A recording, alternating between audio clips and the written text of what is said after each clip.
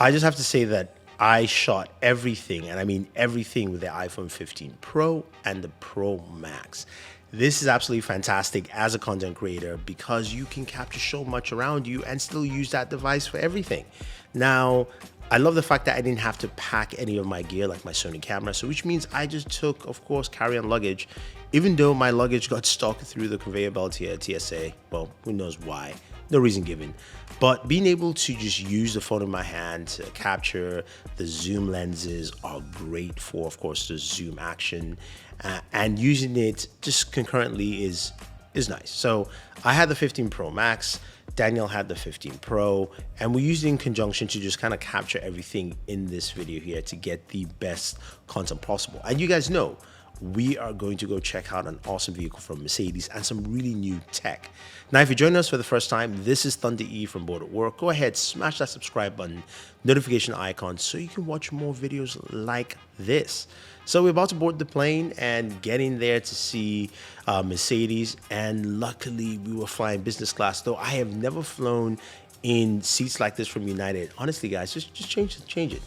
You know, it's a bit weird kind of jumping over people just so you can use the bathroom. That being said, though, I love airports. I love planes. I am an AV geek, even though I don't really mention it. And I enjoy that just flying experience overall. Okay, on a side note, what is up with LAX? Why is it such a messy airport? I mean, it's hard to go from terminal to terminal. It's hard to find anything, and there's a lot of traffic. So anyone who lives in LA, please tell me, why is LAX so bad?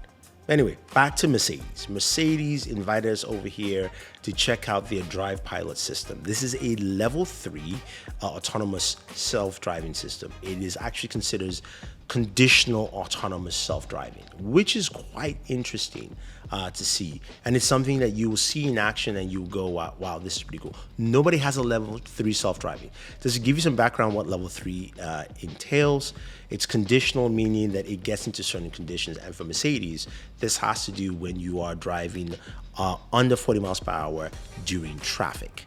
Yes, just bear that in mind. Now, keep that aside for a second.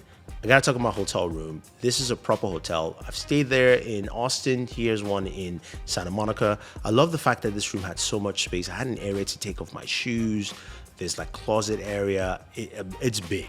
It's a big just entryway area to a hotel room. So that was pretty dope. Massive mirror there on the right. And then you've got, of course, massive shower, bathroom all together, really nice and slick. I love the styling of what Proper Hotel does. Just a nice faux wood around, which is pretty nice. Badge in hand, and this is the vehicle we'll be driving. It is the EQS 450 Plus. Now, Drive Pilot is available in the S-Class as well as the EQS as well. And you see those turquoise lights around the car. That indicates to drivers around you that you're in self-driving mode. You're in a conditional self-driving mode, which is great. I love the fact that it went with a specific color that's different from the red brake lights to indicate to drivers that, yes, the car's driving itself. Now, I am about to get into the vehicle and we're about to take this show on the road.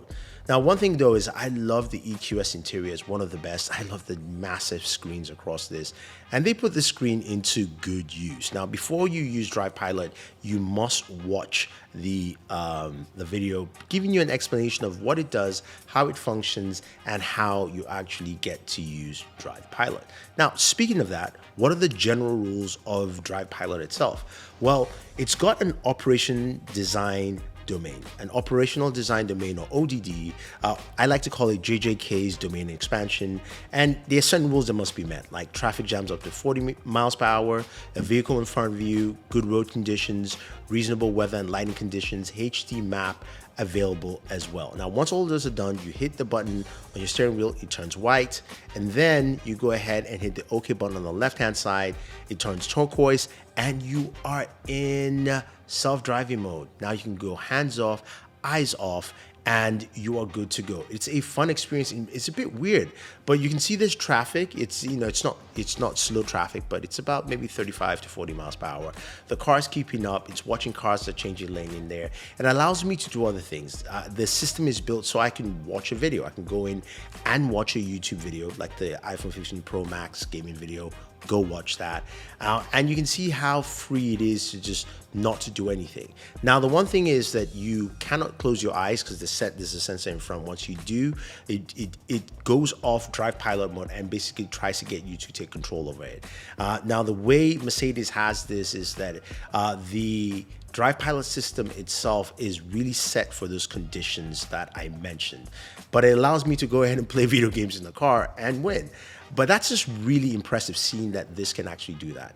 A couple of things to note. Mercedes basically says they take full responsibility for anything that happens while the car is in Drive Pilot mode. So while it's self-driving, the onus of responsibility passes from you to the vehicle, which is Mercedes. So I really like the fact that they've been very confident about this. Plus, the system has already been available in Germany for about a year with 0 incidents, and they are happy to see it come to the US. It's going to be available currently in California and in Nevada. Those are the 2 states that Drive Pilot will be available in. The 2 vehicles I mentioned, the EQS range as well as the S-Class line.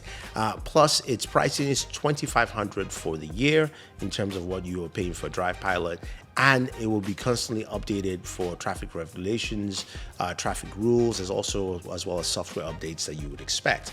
I find it really impressive, and I like this step that Mercedes is taking into self-driving because it allows you to put it in conditions that make a lot of sense. If you're going to be spending like 30 or 40 minutes in traffic every single day going to work, this is awesome. It means that you can go ahead and do other things in the car. Now, you can't sleep because the system will realize that, and the seatbelt will jerk and basically try to wake you up, forcing you to take control of the vehicle again. One thing I do like about it is that if any of those systems are not met, and say for instance you are having a seizure, a heart attack, or some kind of ailment in the car will recognize that there's something wrong with you, slow down and come to a complete stop, turn on the hazard lights, and then call for emergency assistance. So again, that's also built into some of the safety features that Drive Pilot has. So let me know what you guys think about Mercedes Level 3 autonomous self-driving with Drive Pilot. What do you guys think?